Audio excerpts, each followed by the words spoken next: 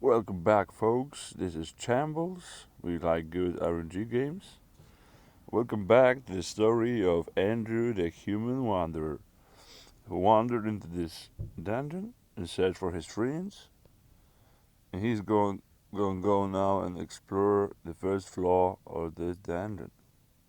Now you might notice I explored a little bit. I zoom out here of this first section of this first level. And that's why that's because I press auto explore yesterday while testing.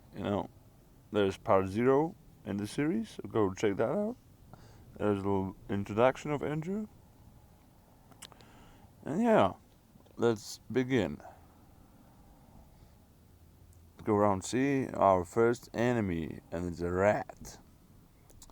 Let us bring up him. The rat is just the dirty rodent, so it's very aggressive, but we're aggressive too. Let's smash him. Did he drop these 3 scrolls? I don't think so, but if he did, thank you. Here's some endoplasm. Grease sludge. Ooh, it's hard, eh? You are frozen. It freezes me.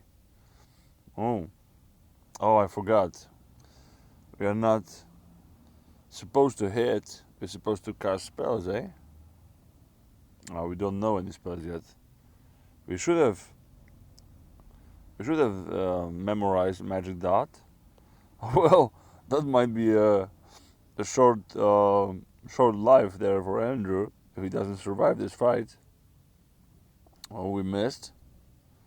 We missed again. We lost 1 life. Oh, it's hard to hard to hit this endoplasm. There we go. There's a hit. Ooh, low hit point warning. What we're gonna do? We can read one of them scrolls, or we can waste our scroll of blinking straight away on a second enemy of the game, or we can risk it and just fight. Let's do it. There we go. We're Chambles RNG after all, and RNG was on our side. Alright, just let us begin playing this game reasonably then, and let's retreat a little bit. Back to the starting area. Let's rest. And let's learn some spells, shall we? And I've been playing a lot of fighters recently. I've played Troll Berserker, I played Ogre, Gladiator, I played some Hill Orcs and stuff. So I'm used to just auto exploring and tabbing a lot. So forgive me. But yeah, let's learn this Magic Dot. Or do we? Yeah, I remember I committed into switching into fire after seeing this Foxfire and the Ignite Poison. So maybe you just ignore the Magic Dot and go straight into Foxfire? Because Foxfire is maybe a little bit less reliable, but for sure more powerful. Yeah, let's do that. It's 12% fail, but it's grey. So we will only be a little bit contaminated if it backfires. And it soon will be reduced because we actively train in fire magic. So let us remember this spell. Perfect. And let's go exploring again. There's a downstairs and an adder. No, ball python on our way. A small snake can constrict us. It's pretty easy. Let's get out of this corridor first, because I noticed in my previous playthroughs that with the fire spell sometimes it generates the fireballs behind you, and they cannot reach your enemies. That's one of the downsides of the spells, I guess. So let's move out of the corridor, and let's slaughter this python. He was burned to the ground. And what I learned recently from better YouTubers than me, it's good to just peek, have a quick peek when you see staircase down, just to see. Oh, here you go. That's a free potion for us, right? So that was great. So that's a benefit of looking down right there. There's not a poison, and there's the more dangerous snake. It's got 3 times more HP as the bullfly python. From what I remember, it can also badly poison you. As being level 1 still, I don't want to fight this guy now. I will retreat upstairs. Actually, I'm gonna mark this staircase not to go there. Maybe try another, because this python saw us, and yeah, there'll be more staircases. You can approach him from a different direction and have a jump start on him. There's a quokka. And what's a quokka? It's a pesky little marsupial. A little bit like a rat, but not quite. Well, I'm sure we will handle it with our fire. Oh no. Oh no. Quokka is heavily wounded, but at the same time, it's very fast. Oh wow. Yeah, very, very fast. And it seems like our Foxfire spell is not. Because in the time we've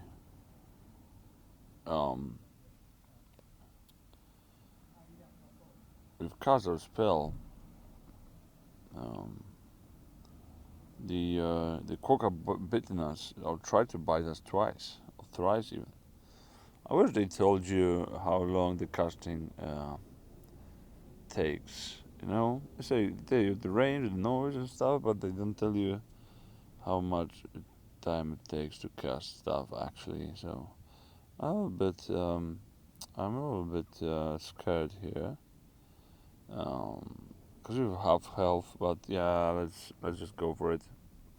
She's almost dead, so I think next cast will get the job done. Yeah, but yeah, but man, too close for comfort again. Um, um, yeah, not very happy about this situation here. I think I also misclicked there on the first step of the fight. Another quokka. Now I'm scared. But yeah, let us go up. So the balls of fire have their way to the quokka. Let's try to kill. Now we killed the one shot. Swell. And we've leveled up, so that's great.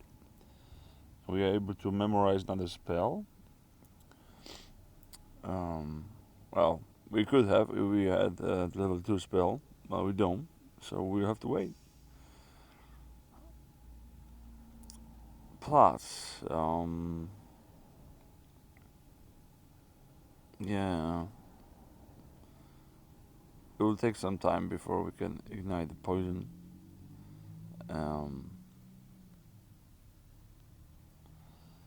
And we don't really have a way to poison stuff yet, right?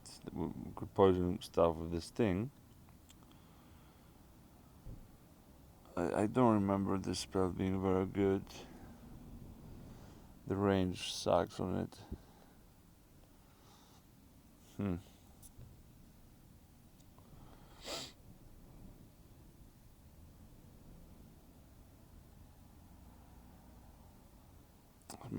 Maybe learning, maybe training fire then is not the best course of action because of that. I kinda thought that this guy has a longer wave or longer range, so we can sting, multiple guys before they get to us, and then ignite the poison in them. But that's not really how it would work out, eh? Because before I ignite the poison, they'll be on my face, hitting me. Huh. So maybe it is better to just go straight into IMB here with the conjurations. Hmm. Well, let's wait for now. Let's get this Foxfire failure rate down. I'm sure we'll find a couple first levels. Maybe we'll find a spell book. If not, we'll figure it out later. Oh, there's a spell book. Nice. There's also a helmet there and a kobold. There's plenty of space for our Foxfire to generate flames, so let's go straight into it. And we just obliterated the guy. Fighting skill improves. We already on 21 HP. Nice, nice. I like to see it. I like to see it. And turns out it's a spell book of transfiguration or transmutation, right? So we've got a basically appendage, the wereblood thingy, and a spider form. Not the things we were looking for, although the spider form is a pretty good early game, so I've heard. Um, we could get there by training poison school. Um, do you actually poison stuff when you're, against a poisonous bite? So that could work. Um, it could be highly evasive, and try to poison a couple of dudes and then cast ignite poison. Although casting spells becomes slightly more difficult while transformed, so that's another thing. I wonder how difficult. Just gotta love this game, so many possibilities, so many things to do in this game. Every round is different. Every round is this is different adventure, And Andrew here is it's gonna be very very interesting to play. There's a dagger on the ground. Um, let's take it and let's see. Maybe I'll switch over because I'm not training weapon fighting. So this base accuracy on this dagger is like very appealing to me because it's +6. It's +6, and the club is only +3. So even though the damage is one pip lower on the dagger, I think hitting more is better. If I run out of magic, of mana, whatever you call it, then I want to hit stuff, and stuff having not much many HP early game, it will die much more quicker to the dagger. So I will wield it. Now just drop the club, and let's fetch this helmet, shall we? Oh, there's a cockroach guarding it. Well, let's let it on fire, shall we? Oh, nice. Whoops. Are we miscasting or what? What's going on here?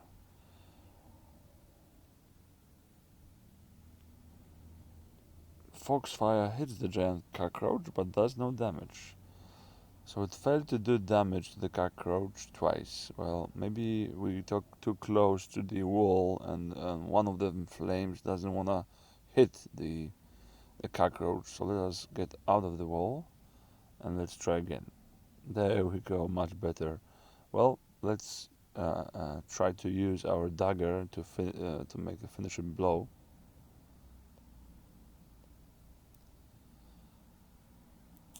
You hit it, but you did no damage. There we are. Well, the cockroach probably got a high armor rating, from what I can see. All right, not there's no more guardians of the helmet, so let's grab it up. And let's put it on straight away. Alrighty.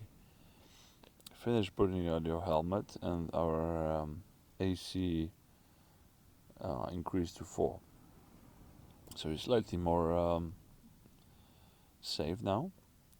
Let's actually go ahead and change um, the character, how it shows. I'd love to see um, how it looks with the equipment on.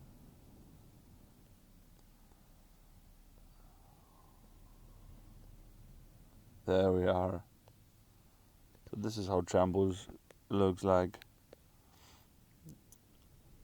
with the brown robe, blue cloak, his dagger and a helmet, making his way into this scary dungeon. There's our first kobold, a small creature with a temperament of a feral dog. That's not very good, is it? No one knows for sure where kobolds came from, but ancient demon gods, evil spirits, and meddling wizards have all been suggested as culprits. Well, it's only got 3 HP, so we should make a quick work of it. Let's step out of the corridor and let's cast Foxfire. There we are. Bye bye, kobold. Haven't seen any goblins yet. Oh, there's another python. Go on. Another scroll. Let's have a peek downstairs. Oh, there's a couple of dogs upstairs. Jackals. Yeah, they run in packs. And then we are in the corridor. So let's cast 1 Foxfire. If it's not able to kill the dog, we go upstairs. Yeah, so I thought. There's 6 of them. Oh, we definitely can't afford to fight all of them. So let's go upstairs and let's just dispose of this one. I'm not sure I will mark this floor, this staircase inaccessible, because downstairs there's this narrow corridor you can fight in. At the same time, our Foxfire doesn't work in this corridor situation, so yeah, let's just mark this corridor inaccessible as well. We run out of stairwells. Oh well, there'll be a third one somewhere here for sure. I think there are at least 3 corridors each floor.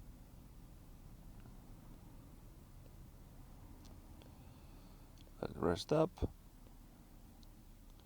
Another cockroach. I don't like this tight corridor situation here. Oh, and there's a couple of enemies as well. And let's try casting the, well, let's say running actually. Yeah, we're still 1 tile away from him. So, oh, cockroach is so hasty, eh? I didn't know. Cockroach are hasty. Yeah, have to know that. Yeah, let's go here and now let's cast stuff. Yeah, there we are. Perfect. Resting up. Need to remember to rest up after every fight to generate mana. Alright, our third staircase is here. Yeah, it's pretty safe. Good. Just the endoplasm. We kill it. And there's a goblin we were talking about. And he is asleep. So, yeah. We'll just straight away Foxfire him. There we go. And there's 6 javelins. That would be a tremendous find for a gladiator. I played a recent run. Javelins are great throwing weapons. Even I might use them, so I grab them. Why not?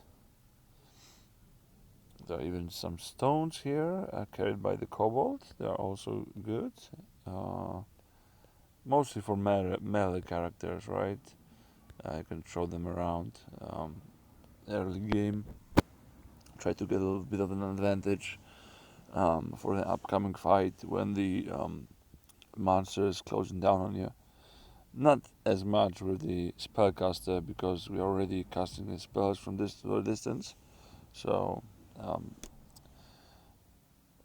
I'm not gonna keep the stones, but I'm gonna keep the javelins. The good thing about the javelins is that you can hit multiple enemies with it because it pierces through enemies. So you're in a tight corridor like there, down there with the dogs, the jackals. They would have all lined up perfectly in this tight corridor, and I would just throw these javelins and damage all of them at the same time. But now I'm a little bit scared going there because I might be surrounded from both sides now, and that would be just bad. So I don't want to be being hit by two dogs with zero armor.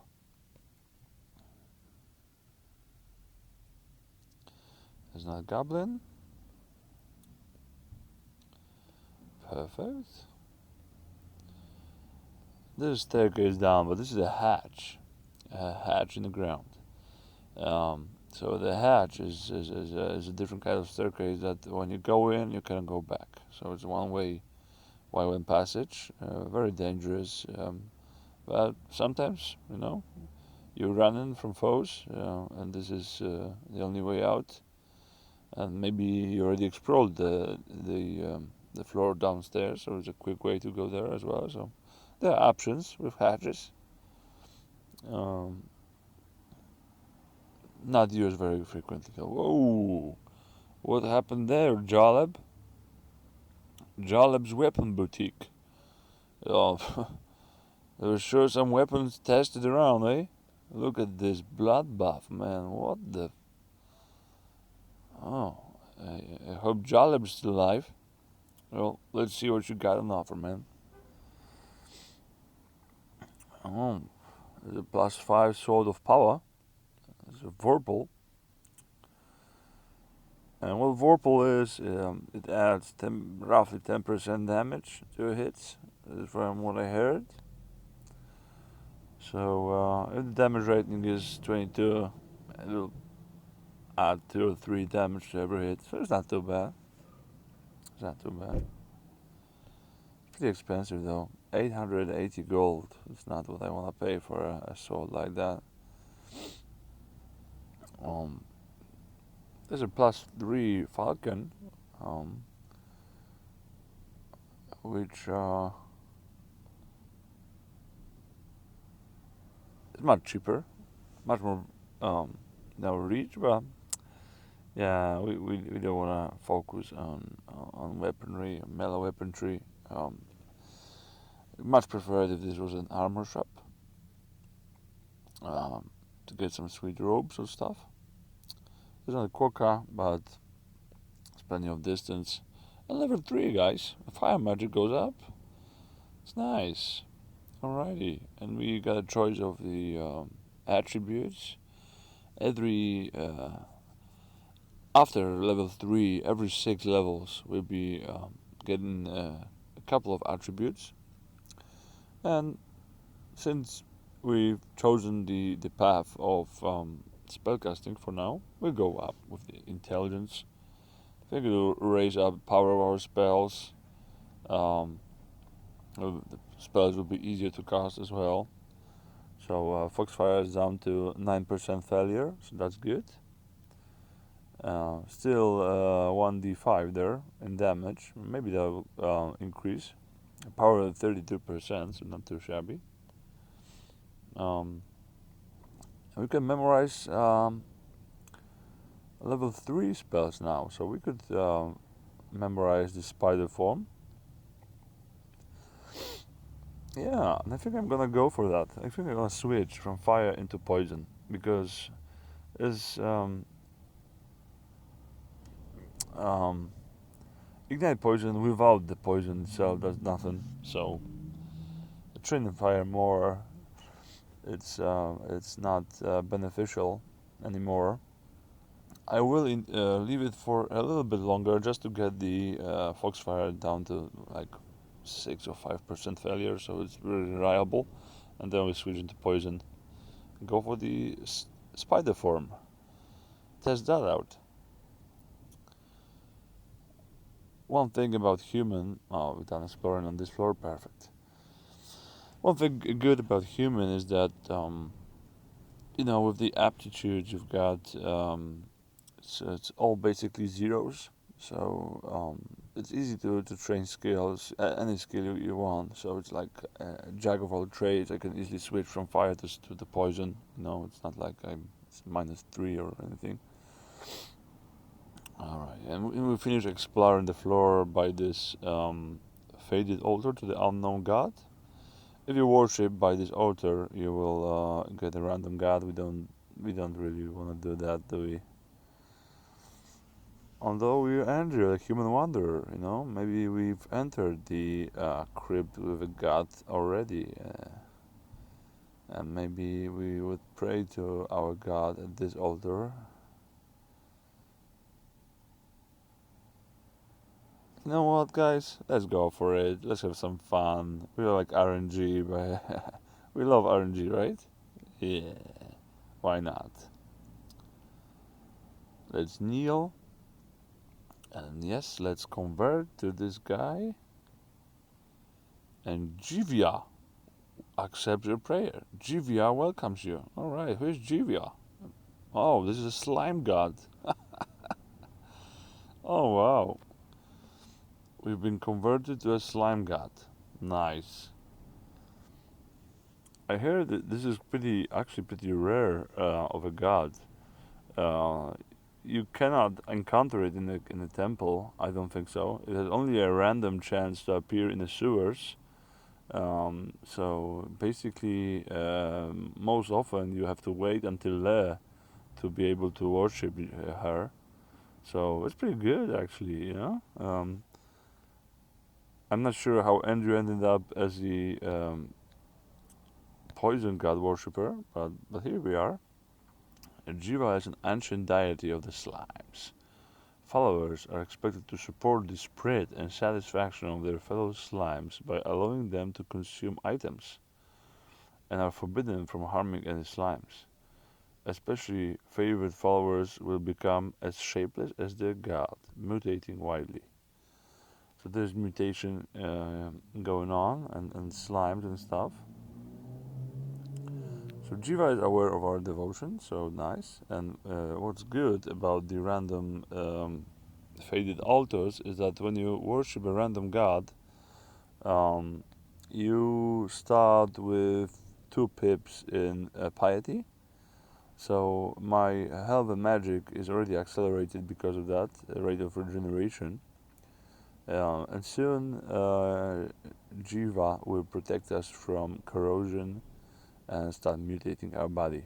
And from what I understand, there will be also oozes popping up, around neutral oozes on the map, and also any enemy-generated oozes will become neutral for us as well. So yeah, Jiva will gradually fill the dungeon with jellies. Unfortunately, the downside that they will be consuming items, find on the ground. So that's not good, It'll be less loot for us, and the humans tend to be item-dependent characters, so that might be a big downside actually. But we'll try to go along with it.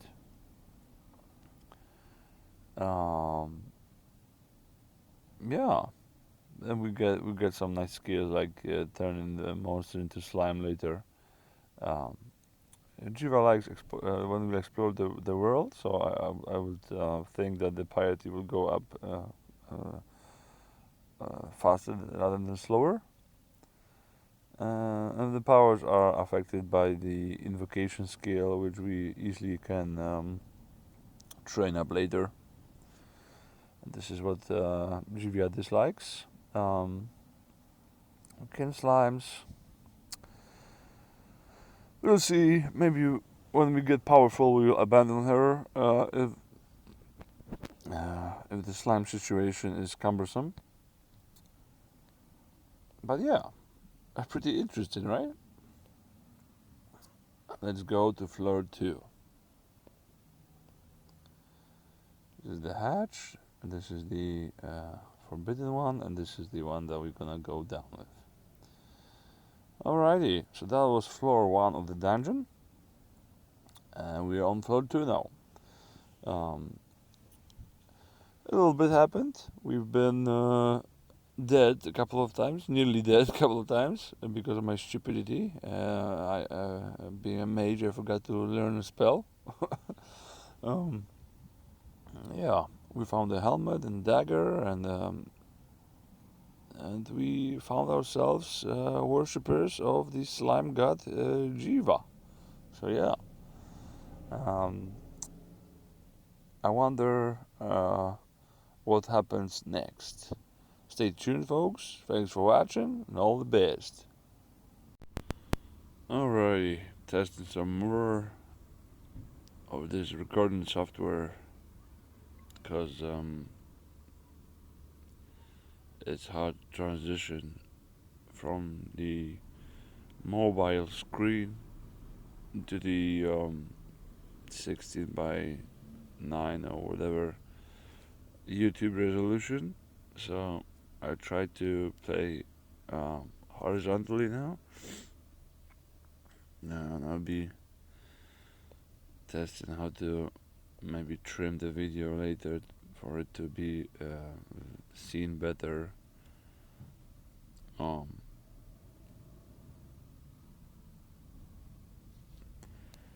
This is the max zoom though I can do on this, so comparison with this, it's not that great, but yeah, let's see what comes out of it.